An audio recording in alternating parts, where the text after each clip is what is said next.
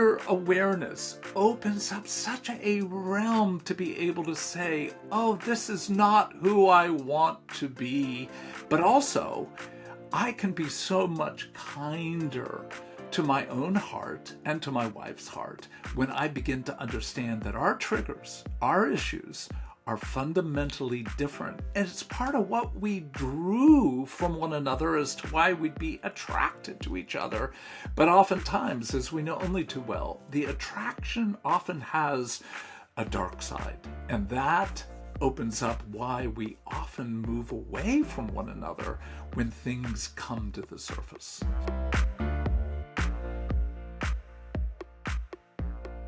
What if you could experience a marriage that is not just good, but truly life-giving? You know, every relationship has highs and lows, but we often don't know what to do with the lows or how they ended up there. But what is creating that friction, exacerbating our pain, and standing in the way of intimacy? More often than not, it's the stories of our past drifting into the present. But what if we're willing to look at them closely? And we'll be able to write a new story for the future. Well, we have more than 70 years of therapeutic experience with this. We have the doctors, Dr. Dan Allender and Dr. Steve Call with us. Welcome to the show. Thank you, Mike. Thank you, Sally. Yes, thank you. So appreciate the privilege to have a conversation with you. So the book is called The Deep-Rooted Marriage, Cultivating Intimacy, Healing, and Delight. And Dan, you start out the book telling a story about your honeymoon and how it started out pretty rough. Why don't you tell that story to us? Well, just to be very specific, it was a wonderful beginning, except we ended up on a very snowy mountain road, caught in the middle of a reality where our car could not make it up. And that moment where we began to look at one another saying, we don't have enough money to get a tow, and we have no one to help us. Let's just eat the top of our wedding cake. That was a moment when we were, in one sense, in our first jam. And that reality of, indeed, how the kindness of God helped us get out of it was where we began to name that extremity always helps us define who we are. And if there's any truth that we offer in the context of this book, every marriage has its moments of extremity where you come to be able to see who you really are. You guys talk about how this isn't necessarily a spice up your marriage book, but it really is looking at the tough stuff and how to get through that. Because we all go through tough stuff. Yeah. That's just the No way around reality, that. right? Exactly. Yeah. And most couples want a better marriage, but the risk it would require to, seems unsurmountable. To what extent does that statement ring true in your view of marriage? Well, certainly the reality is every marriage has, luggage, a backpack, a kind of baggage. And oftentimes we don't realize we're carting around so many issues that have not been addressed from our past that we bring into the reality of our current relationship. Yeah, I have a 6-year-old grandson who was carrying this huge backpack. And I said to him, "What's in there?" And he goes, "I don't have a clue." And I think that often reflects what's really accurate with regard to a lot of us, with regard to what we carry from the past into the present. I would say that's the theme or the hope. One of our primary hopes in the book is actually that is what Dan named is the hope that we would invite readers to become more aware of how the past is being played out in the present. What part of our past, meaning our family of origin story, our experiences in our family, how is that being maybe remembered or reenacted or being played out in our marriage relationship? And I think that's been, for us, for Lisa and I, the most helpful part of our journey, particularly in the last 10 years, is becoming more aware of how our family of origin story, and again, plural, is being played out, is being remembered. Between the two of us. And I think for many couples, that's part of where in some way why they stay stuck is the lack of awareness of how that's being reenacted and being remembered in their everyday relationship. Mm. It's interesting. I was thinking about that as you were talking. I didn't get married till my almost mid 30s, and I was super independent before meeting my husband. I didn't have a lot of like I dated, but I didn't have long-term relationships. And it became really apparent that, first of all, I was going to have to let go of some of that stubborn independence where I needed to control everything. But also, I thought every fight was the end of our marriage because prior to that, the fights were the end. And even I struggle with that even today. We're going to be celebrating 15 years, and I struggle with that even now. I'm like, oh, well, we're fighting. Obviously, this is over. And he's like, what is wrong with you? No, it's not. So, yeah, it's interesting how all of that stuff plays into your current relationship. He was married before. His wife was unfaithful. And even though he knows I'm not like that, he has a huge fear that that's going to happen again. So, No. yeah. Well, Misty, that reality of trauma, and again, we talk about trauma as a reality of living east of Eden. Nobody escapes the reality of living in a fallen world where there's harm and a betrayal of what you're describing your husband has endured. Again, that formed structures in our brain that simply can't be swept away. We have that image of we've got a lot of weeds in our lives and our marriage. And often what we do is we try and cut it off at the top, not realizing there are root systems. That's why we go back to the notion of the deep-rooted marriage. Like you got roots and you want those roots to be in good soil.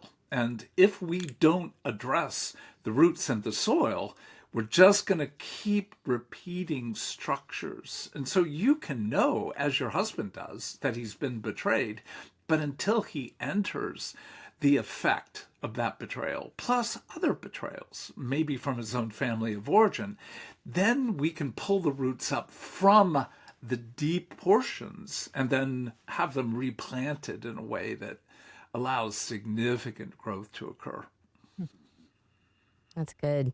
What about when your experiences with faith don't line up? Because that's been something that's been kind of difficult to navigate. You know, I was raised to have a relationship with Jesus. I'm so grateful that my mom understood that and imparted that to me. And my husband was raised where he was like, okay, so you're baptized and now you do what you want the rest of your life. And not a lot of, just kind of picking up like little random bits that are inaccurate, and he'll think stuff is in the Bible, and I'm like, that's not there. So it can be kind of difficult to have these conversations because we have such different backgrounds. How do you navigate stuff like that? Well, go ahead. You want me to No, answer you that? go ahead, Steve. No. No, you go ahead. With almost without addressing it directly, but directly, is that for most of us, if not all of us, that is the source of, I would say, almost all of our conflict in marriage is difference. Whatever difference is, difference in faith, difference opinion, different belief, different idea, different thought, different feeling, different emotion. That for most of us, if Lisa was here, I think she would say something very similar, that our source of our conflict is around difference. And our invitation in what we write is, how do we honor difference? How are we kind to difference? How do we imagine and reimagine blessing difference? Is the goal of our conflict to convince? That's a setup. Is our goal of conflict maybe to seek to understand the other, to gain intimacy by understanding how the other lives in the world and is being in the world? I think Dan and I, that's been a game changer in the way that we talk about conflict. Is that it really is the root is difference, and yet how are we kind, and how do we reimagine honoring difference between the two of us? It's such a crucial category when you come to a passage like Romans chapter 2, verse 4, and that is, it is the kindness of God that leads to repentance. So repentance is that movement toward becoming who we're meant to be. And every marriage, I don't think we talk about this enough. Every marriage is meant to be a taste of heaven. But we also know it's at times a taste of hell. And there's nobody that in my life has given me a taste of both. And that is my wife. That taste of like what it means to be forgiven, to be honored, to be delighted in. No one has given me more of a taste of that than my wife, Becky. But nobody has brought me heartache, confusion, a sense of shame in the way that she has. So, and I know that's equally true in terms of what I brought her. So if we have honesty, real honesty about the nature of who we are, what marriage is like. So often, what I hear young couples say is that, especially couples with faith, is, well, we'll just work it out in Jesus. And the answer is, yeah, and it's a taste of hell. Listen to the Psalms as they create the honor of naming. Where are you, God? Why have you left me and forsaken me? And yet, on the other hand, you have brought me more good than anything, even water itself. So when we have honesty about a marriage, we can begin to enter into the realities in a way that is not obscured by faith, but actually opened to the realities through faith. Wow. That's really good. It is really good, isn't it? Just the honesty that you're sharing right now reminds me of a little bad moment I had just a week ago with my husband that probably gave him that taste of the lower end of marriage. And I sometimes I just think, how did we end up in this way and survive so far so well? So I love that you're giving us this example of a marriage as a tapestry. It's both beautiful and both broken and flawed. You call it a glorious mess. And I laughed out loud when I read that because I thought, how better can you describe two lives coming together from completely different backgrounds, and it can't be described as anything but a glorious mess. But I don't think we realize that when we're at that high point of I do for the rest of my life, not having any idea what that means. Well, I mean, courtship, the neurological reality is Yeah. that during the courtship, your brain is producing so much glorious dopamine, that lovely biochemical of pleasure, that literally researchers talk about it as being very similar to using cocaine. So you are high. You are literally high in the courtship. And often, as you have moments of tension beforehand, you've got no clue what it's like when you really enter the realities that will come. And that is what Steve has so brilliantly put words to. The differences create disappointment, create a level of division, and at times judgment, contempt toward one another. And contempt is the lingua franca, the language of evil. It is indeed where we have the word Satan, the notion of the accuser. So often, what happens in a marriage where differences are not honored and engaged and understood is we end up starting to blame one another. And we see that pattern, Adam and Eve, and the blaming Oh, yeah. of the woman you gave me. She gave me the. So we often use one another as the justification for our own heartache. If we can just be honest, we have the framework to begin to address what the roots are. Ooh, somebody has a puppy in the background. I Oh, love I'm it. I'm at my daughter-in-law's house because our roof is being replaced, and Oh, the lovely Prudy named Prudence is wanting to join this conversation. well, Prudence. you're in good Prudy. company. We are all dog people, and I Yeah. have Yes. 3 of them behind me. So I love it. Steve, That's it right. looks like you had something to share. No, I think, what Dan just named around the contempt. I think that, in the book, but also in the work that we do with couples and the intensives, in that source of how it divides a couple is our hope, and what people read is that they would be drawn into how has contempt become a divisive grip? Mm, In what way is it creating division? So I think, again, I would just echo what Dan said. I just love that we are, I think, wanting and hoping for couples to be aware of how is that contempt cycle being played out in their everyday life. And Yeah. and I think it's the lack of awareness that is what keeps couples feeling or being stuck, is that contemptuous moments, those moments where I want to blame, I want to somehow project the shame that I might feel about my own self onto Lisa, and in a way that is harmful, that is in a way that is unkind, that justifies what I might believe, what I might think, how she is at fault. And Wow. I think for many of us, that's the heartache of what we suffer and what we endure. Right. And even in the little mention I made of maybe I was a little upset last week, um, things changed and turned when we both kind of went, wait a minute, this isn't just about this one little thing, is it? There's something deeper. And it actually came out that because of the holiday season not going as planned, sickness, illness, separation, where we were expecting to be together, really had just come crashing down on me in that moment. So when he took a step back and went, this really isn't about what we're talking about, is it? And it just really broke open the water. So I love that you encourage us with this insightful thought, I'm going to call it, of who would I like to be in the moment of tension with my partner? I wrote that in there, that quote. I was like, wow, that is powerful. We could live more in that moment, but that that isn't usually the automatic response when there's tension. No, it's not the automatic response. I mean, how many of us are able to actually pause in the moment?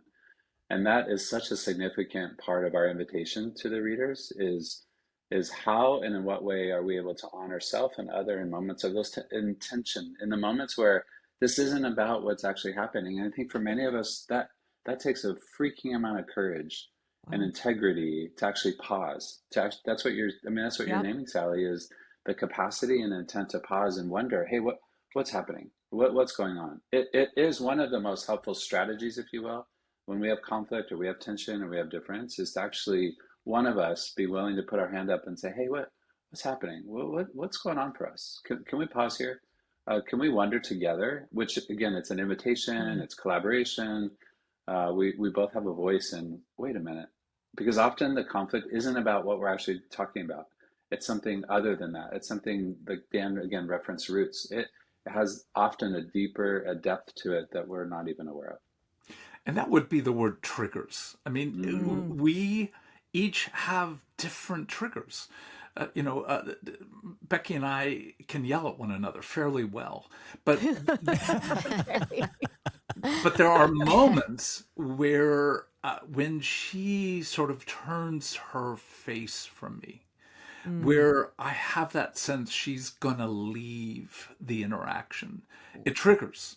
And that has so much to do with the reality of my own relationship with my mother and the category of Mm. what happened when there was conflict between the two of us. So just knowing that doesn't resolve it, but it creates a context to be able to say, there's a whole lot more going on than what we're arguing about. Can we address not only the surface, not meaning superficial, can we address the surface conflict, but have that sense that, again, we've got to dig down in moments, not always, but to the roots that may be causing me to respond so angrily Wow. to what for Becky is just a way of like re-engaging what she's feeling by turning away. So each of us have different ways of engaging, but they have a history, they have a story, and Mm. often centered on how we learn to deal with heartache and conflict in our earliest learning classroom, which would be our family of origin. Wow. I love just the way you put that. How can we wonder together? Mm. What a great safe word that is. I'm going to hold on to that and remember it next time I lose my cool. So I I had just an want to say thank you for that. Go ahead, Misty. Oh, sorry. No, I was gonna say I had this epiphany. I was talking about Uh-huh. how I think every fight means that we're over. and my dad was not a part of my life. That's my abandonment issues coming to the surface. So I'm just trying to beat him to the punch. Like, I'll leave you before you leave me. Brilliant. Brilliant. Ah, And again, Such look at good this. insight. Where do I send my payment? This is a great session.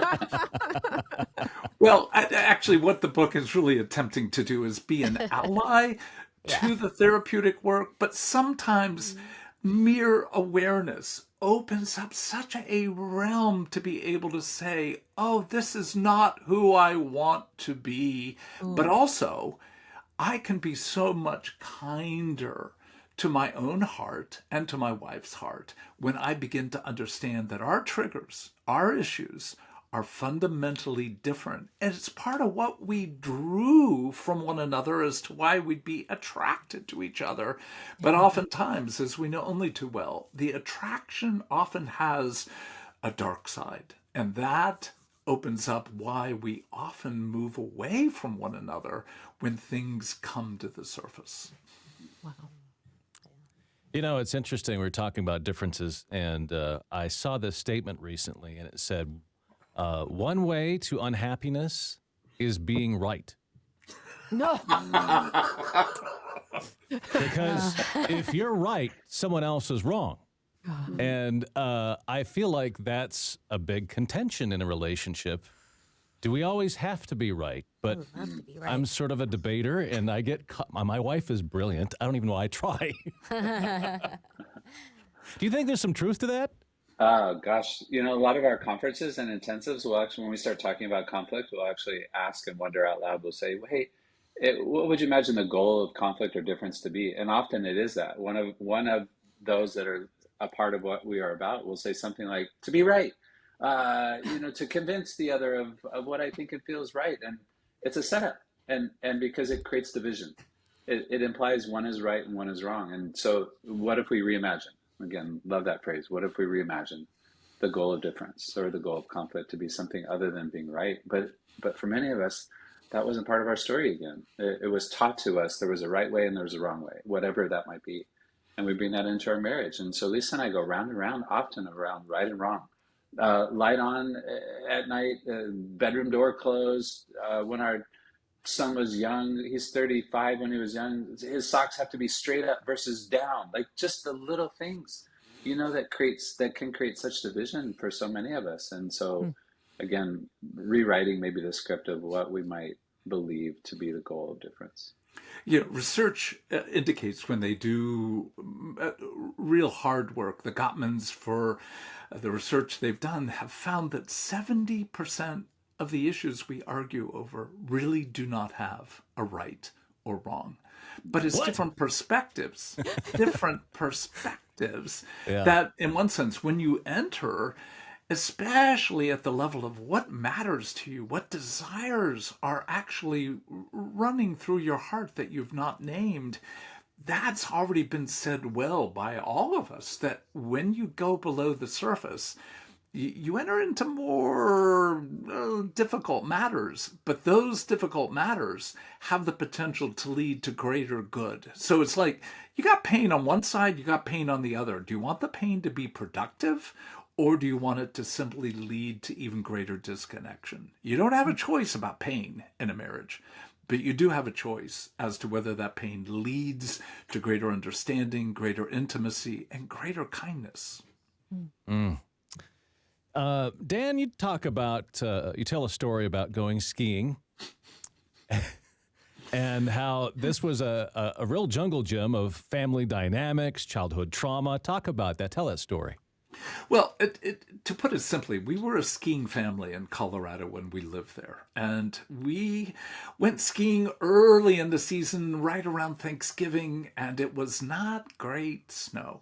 Our girls wanted to go ahead into the lodge. It was cold, fairly miserable. So it's Becky, my son, who was about 8, 9, 10 years of age, and me. And he freaked out over the slope.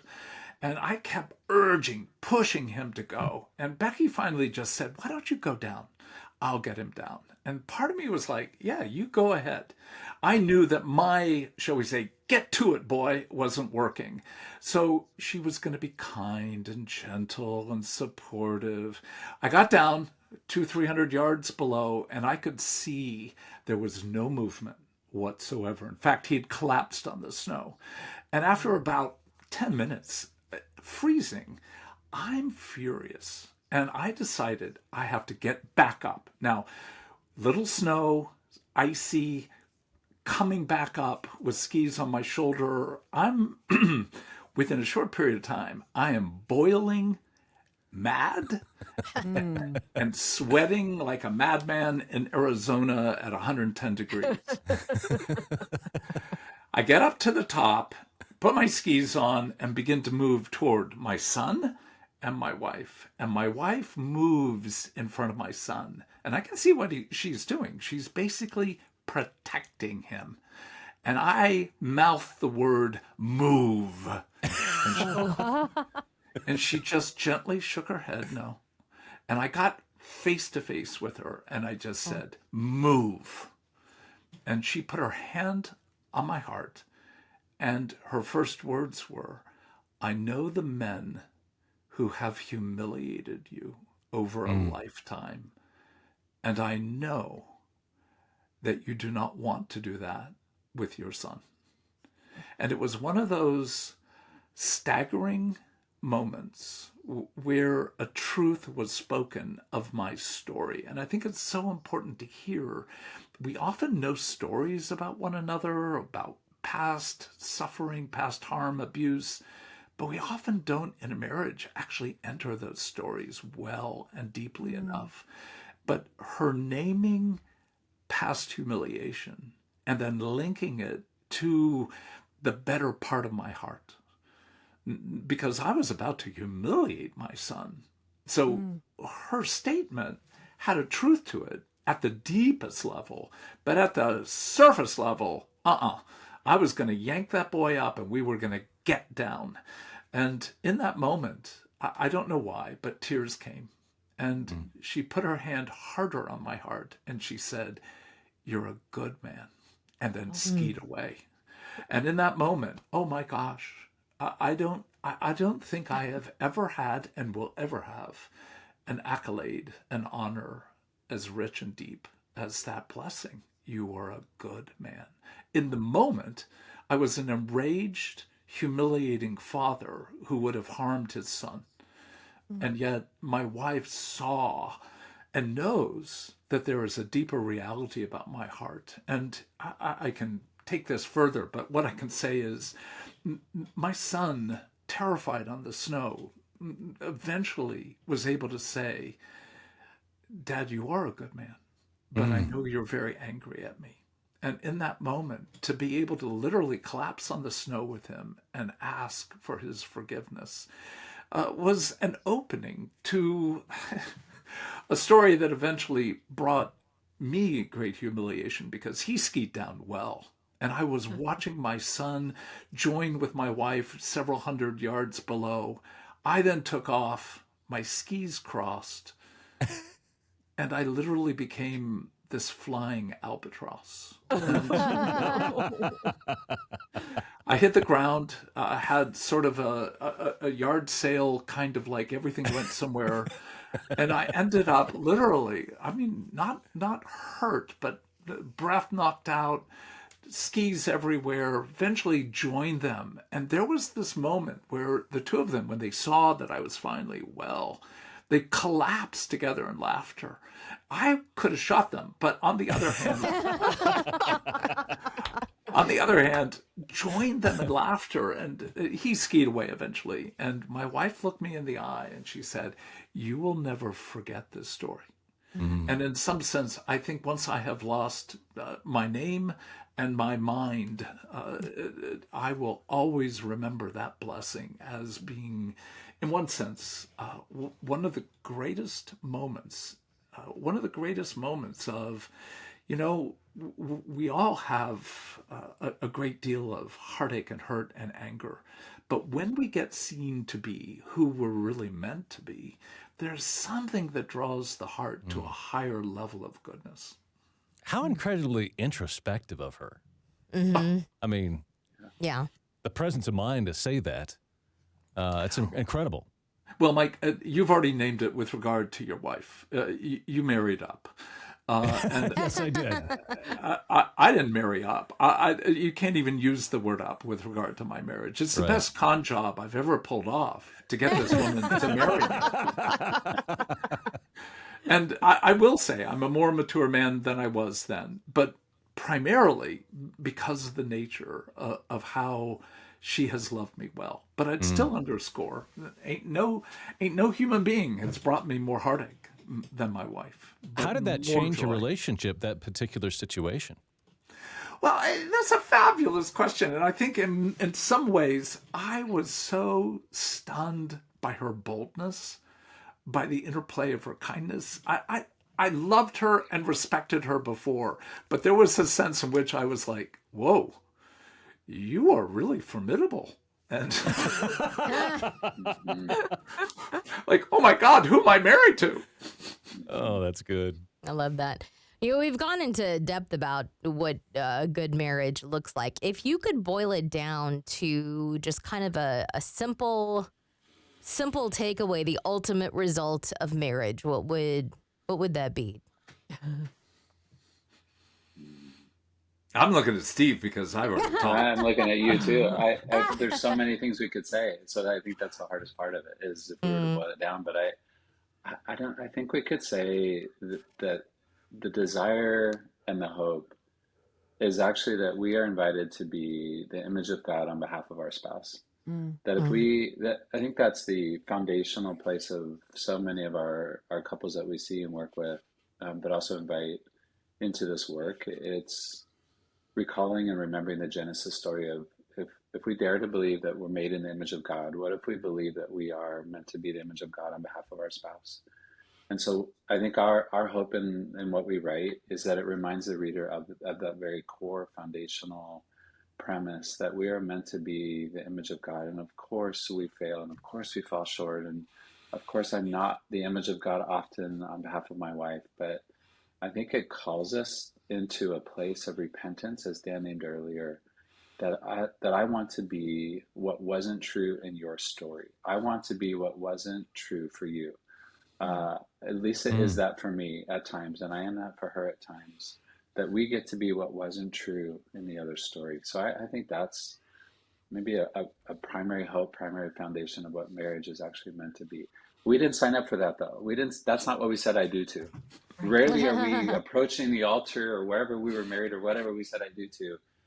I was so naive. We were so naive at 22 to actually know what's the purpose? What's the intent? I love that question because it invites us to actually put words to, if we were to write a mission statement or a vision statement around our marriage, what would it be? What would we write in a sentence or two? What would we actually mean? I love that. My image is this: Christ in you, the hope of glory. That I somehow can bring a taste of the glory my wife will one day know, full and complete. I get the opportunity to be a presence of delight and honor. And in that, again, I'm a mess. I break her heart often. But I also know there's no one who has brought her more delight and a taste of honor as I have had the privilege to be able to do. In that, I grieve for the harm I have brought and will bring. But on the other hand, I want to celebrate that my wife knows love through me in a way that she has never known in any other relationship. And from that standpoint, even just talking about it, I just feel so privileged to be married to the particular woman that I'm married to. And I think that is the goal, that there is a degree to which we grow in gratitude as a result of being in the relationship we're in. That's beautiful. Steve, in chapter 3, you talk about 4 ways that disconnection and distress can weaken marriages. Can we go over that real quick? Sure. Real quick, yes. Yeah, we can. Real quick. Which, Just super fast. yeah, which of the 4 would you like to linger in? Or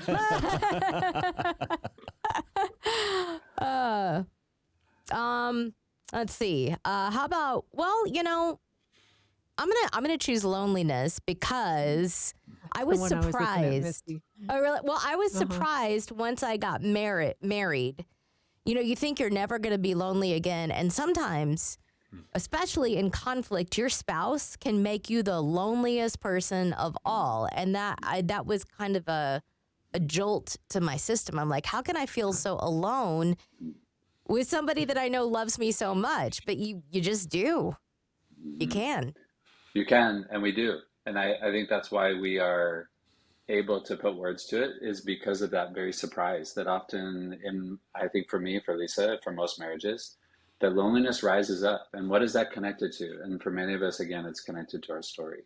That there's something in our attachment paradigm, something in our attachment relationship, that when our attachment figure, which is our spouse, turns away or isn't available or we don't have access, it triggers something in our body. And it's the felt sense of loneliness, our core fear. We could say our core fear is abandonment.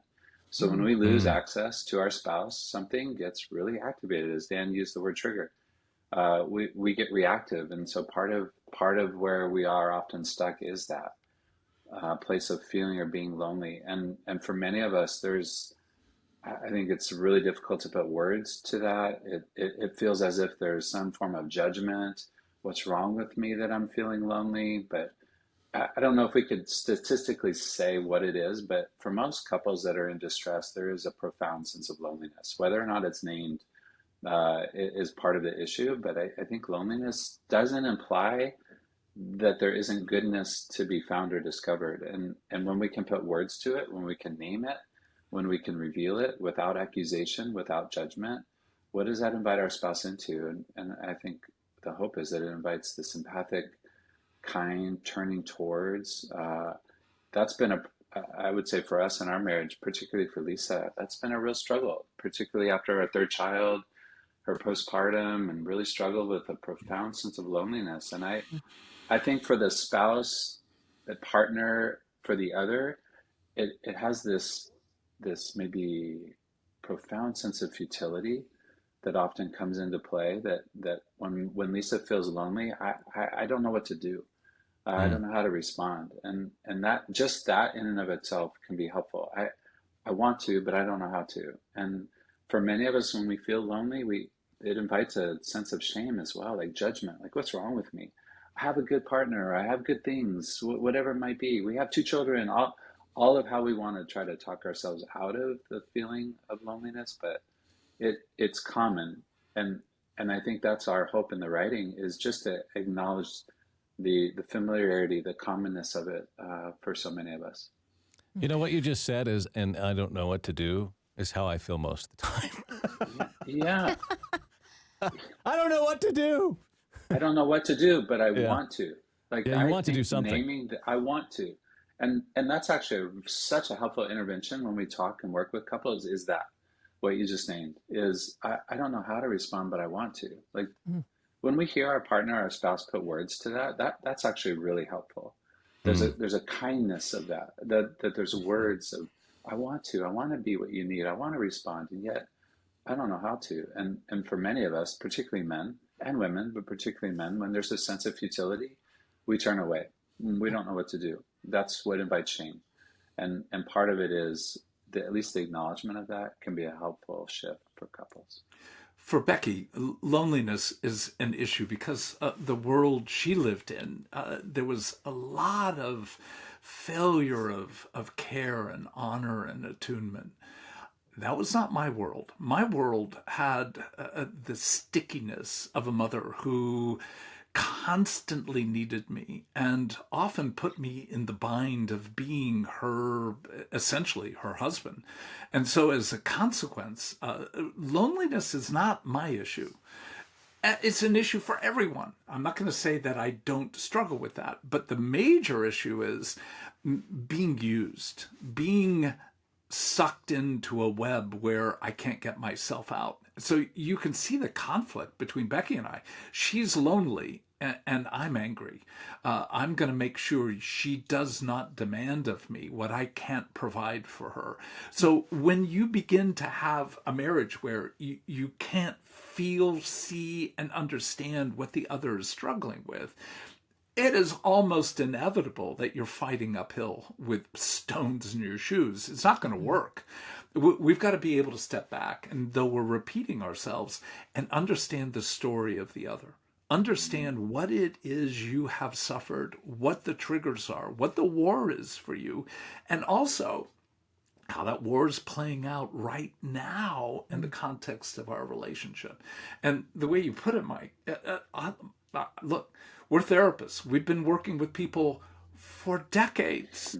And it may not sound terribly helpful, but most of the time in those moments of conflict with my wife, I don't know what to do. I may know something of the root system. I may know something of what's triggering us.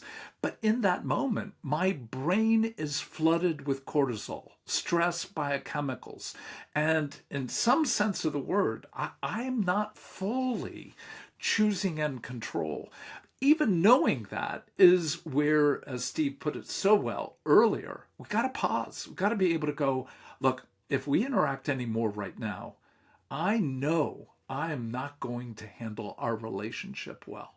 So a lot of times in the moment when you are really triggered, you've got to have a collaborative agreement that a pause is not an avoidance, but an opportunity to come back to yourself. Come back to the engagement of who and what you want to bring. Even if you don't know what to do, the humility of being able to go, I don't want harm to you or to me. I don't want to participate in the kind of fights we've had before. How can we now bring one another, even though it sounds very theoretical, but how can we bring something of the goodness of God to one another in this moment? And for me, my wife will say to me, go walk with Jesus. Or I don't care who you walk with. Go walk. Go take a walk. Because Take a hike with God. Oh, that's funny. Movement for me allows me to come back to myself. So a 5-minute walk can allow me to get a bit of grounding to be able to come back into a different kind of conversation.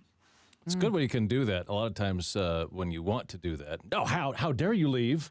No, we're going to see this through, you know. Which is why the word me. collaborative.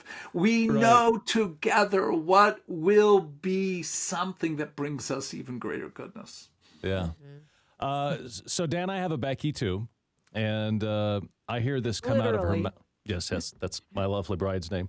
And I'll hear this come out of her mouth because you just talked about understanding. You just don't understand me, which at times for me is frustrating because sometimes I just don't, and I can't, and I'm trying. But she is her, and I'm me, and how do you bridge that? Well, again, it's I'm one of trying the to understand. Well, and I think the hardest thing to say at that point is, I don't. Yeah. I don't. And will you give me an opportunity, even though you're hurt and I have hurt you? Will you take time to walk me through what you, at some level, know I don't know? Walk me through it. And again, it seems crazy, but I've literally had to say to my wife at times, I'm going to need to take notes. Oh, that's And good. so I don't see this as academic, Becky, but I need you to slow down. I need you to begin to just sort of walk me through step by step. But what often happens then is she's using that as a weapon because when I invite her to actually step into it, she gets angrier. And it's like, wait a minute, you didn't really want me to know. You just wanted to use my lack of knowledge as a means to justify why you're pulling away. Oh my goodness. Let's just say that awareness and offering it to her generally doesn't create a lot of intimacy. But it's the beginning to be able to go, we each have malice toward one another at times. Yeah. Can we just admit that there are times we want to make one another pay? And if you can't name that about your own heart, and if your spouse can't name that about his or her heart, well, you're not being honest about the nature of humanity, let alone your own. Yeah. You know, my wife and I, we lost our daughter who had special needs in June.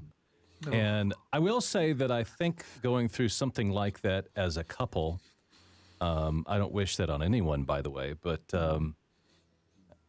it's more of a common ground. And I think that we understand each other better, at least going through a similar experience. And she can sort of feel like you're the only one that gets me because we've been through this together. And I feel the same way about her, you know. Well, Mike, I'm just grieved to even not knowing you, but just hearing that, and to know that when there's major trauma, particularly death of a child, that almost 70 to 80% divide and end up in divorce, because Wow, we don't handle trauma together well. And in that sense, if we don't enter one another's trauma, our own personal trauma, then when it comes to actually engaging our mutual trauma, often we don't have the basis. It's like what you've gone through, terrible to even use this image, but you've gone through a marathon. And most people don't even get a 5K with one another. So what you've been asked to engage, both with a special needs child, but then the loss, for you to mutually hold that grief, confusion, and anger all together in a way that leads to intimacy. All I can say is, my friend, you have a very remarkable marriage. Yeah, I don't know how that's happened, but we've grown closer through it. Yeah. Yeah. Yeah. Well, and then I think about, so my husband lost his mother back in 2023, and then just this past summer lost his father. So trying to walk through that with him has been really difficult because I can't relate in any shape, form, or fashion. My mom is still alive. I don't have a relationship with my dad. Like, I've not lost a parent. A grandparent is the closest I've come. And he also was taught to shut down. So, you know, men don't cry. And so he's been having a difficult time grieving. And it's been hard to watch because it's, you know, it goes back to that premise of I want to do something and I don't really know how to help him. But at the same time, giving him the allowance to grieve when he's ready seems to have opened up something in him as well. So in a way, it's like I can't help him, but that I helped him the most at the same time. It's a strange balance. Yeah. Yeah. Well, you've already offered, Misty, the reality that you have lost your father 1,000, 10,000, 100,000 times. So in that sense, he had a event moment where he experienced something of the implication of loss and grief, but you've had that thousands of times in terms of the absence of your father. So in one sense, you've known a kind of continual death versus It's like a living grief. Wow. that's a brilliant way of putting it, Mike. Yes. Yeah. Well, that's deep. My goodness. I did not expect to go there. Yeah. Man, wow. I don't guess I've ever thought about it that way. Man, okay. Woo. Gotta marinate it with that one a little bit. Good. Yeah. Well, it and is. again, it's back to how, like, your honesty and kindness and sharing that initially always opens the door for a sense of surprise when we see the implications of our own past trauma, current trauma, in the interaction. And that happens for all of us. All of us. There are things that have become clearer about my relationship with my family and the implications for how it plays out with my wife and my family as a result of an older daughter naming things about me over this last Christmas season. And the reality of going, oh my gosh, that seems somewhat obvious, but I didn't see it. So we're all in a process of having to come to truth and to see that truth in a way that opens up greater truth. So again, honored to be part of looking at your own suffering in a way that will help you engage your husband's. Now, his own refusal to grieve, again, you can begin looking at his relationship with his mother, his father, and begin to ask why, other than the cultural notion that men don't cry, what would have caused him to lose the capacity to grieve? And what about? We're not blaming, we're not inviting people to become angry and blaming their families, but we need to understand how the contours of our past continues to be something of the shape and form of how we engage in the present. Wow. He, with his first marriage, he's estranged from his two sons. I don't think he can handle losing anymore. You know, Yes. he shuts down. Yeah. Yes. Well, Well, we do have a book for him. Yeah. yes. I will present that to him immediately. Well, what is it? Maybe our listeners will want to know. Yeah. Well, turning a little corner here as our time is just, flying by. It's the idea of play in a marriage. My husband and I love being Arizonans and being out and going out into the wilderness together. And so when I saw that you call it the rituals of play as being important in a marriage, let's just talk about that for a minute. Oh gosh, I mean, we could spend a lot of time lingering in the issue or the notion of play. It's often overlooked in our marriage. I mean, Yes. for many of us, it's just Easy seen to as forget. maybe frivolous, or it's not really productive, or we have things to work out, or logistics, or we have to schedule, etc. So for Lisa and I would just say it has been a game changer in our what we would put words to, our emotional intimacy in particular. Wow. It is a place that I have felt so seen and so known and so chosen. It wasn't part of my story. Play was something minimized or ignored. It was seen as go away and play. It was almost like a separation. And when Lisa and I play together and we have those rituals, it soothes. It's just such a form of soothing. Yeah. And we come into this world with already this innate capacity to know how to play. An infant knows how to engage the caregiver. It is a way of connection.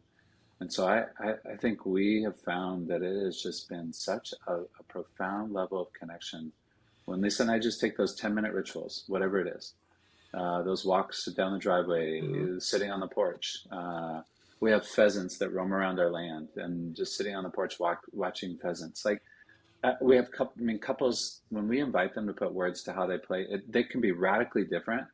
But what's the experience of what it feels like when we play is I'm chosen, I'm remembered, I matter, and we matter. So it is something that we don't talk enough about or invite couples into enough. But I think for many of us, when we are intentional about play, it just creates this level of connection that I don't think we know otherwise.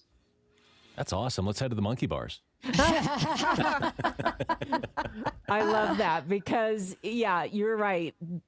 Marriage, you can get lost in the details, if you will. Bills have to be paid. Yeah. Floors have to be vacuumed. I mean, we can put all kinds of ridiculous things in the way and forget that initially we used to play together. We used to go play tennis. And so, for instance, and so I really appreciated that you remembered to put that in there to remind us to have fun together.